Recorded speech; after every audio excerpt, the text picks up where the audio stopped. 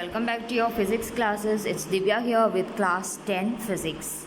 Now we have been discussing about our chapter 7. Today in our class we are coming to section C, that is characteristics of sound. Now this characteristics of sound, usually you are having 3 characteristics which you are learning it in your smaller classes. The same 3 only you are having here also, but in a little bit detail. Now, the 3 characteristics of sound includes pitch, loudness and quality, or one more word you have learned for quality, that is timbre. Isn't it? So, these are the 3 characteristics of sound. Now, let us see each of these in detail. First one, let us start with loudness. Now we are having loudness and intensity. This loudness of a sound depends on the amplitude of wave, isn't it? So you have seen the properties like amplitude, frequency, all these, isn't it? So out of this, the loudness of sound always depends on the amplitude of your wave. Now higher the amplitude, higher will be the loudness. Lower the amplitude, lower will be the loudness of sound. Now let us see what are the factors affecting loudness of a sound. Now the first factor that affects the loudness of a sound is amplitude. I told you, isn't it? Depends on amplitude. Now what is the relation you have learned with amplitude?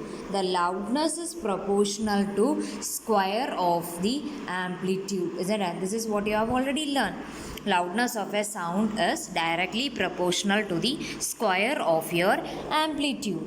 Now, second factor what you are going to have, or which depends on sound, will be the distance from the source.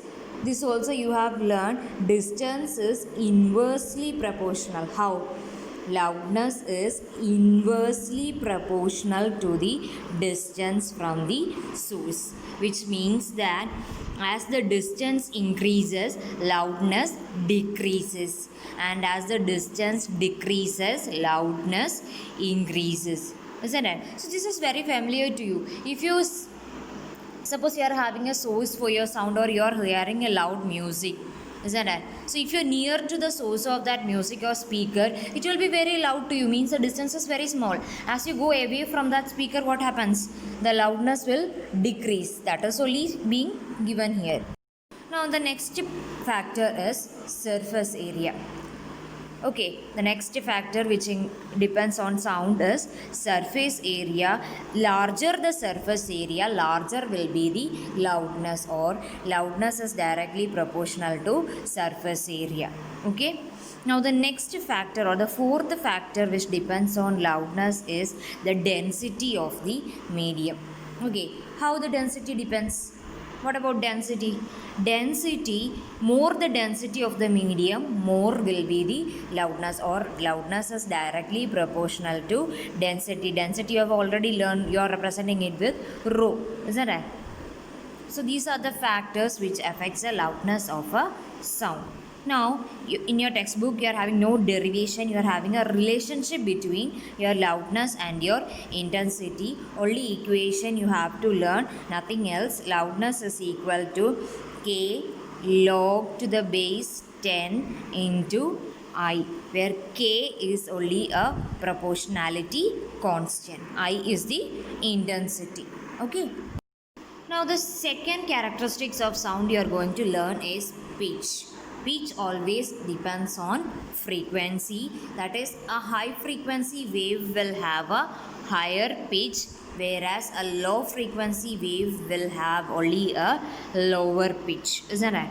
Now, when you come to this change in pitch, or when you come to the graph for your pitch, you can see here the frequency is going to be less in this first case, isn't it? So pitch will be less. Now in the second case, if you see the graph, you are having more frequencies, which means that the pitch of the sound produced will be more. So greater the pitch, greater the frequency, greater will be the pitch, and lower the frequency, lower will be the pitch. So for example, if you see in case of a flute, when how you will get the lower note? More holes if you close in a flute, you will get a lower note, isn't it? Why? because there the air is going to, vibration of air is going to increase, so that the length of the vibrating air column will increase when you close more holes in there, isn't it? The say vice versa also. The third characteristic of sound we are going to learn is quality or timbre, isn't it? Now, quality or timbre is that characteristics which usually distinguish it from two different voices, especially in your, what you can say, instruments. Different instruments are having different sounds, isn't it? Even though, see, two persons are speaking, or you are going to talk with a few persons in phone.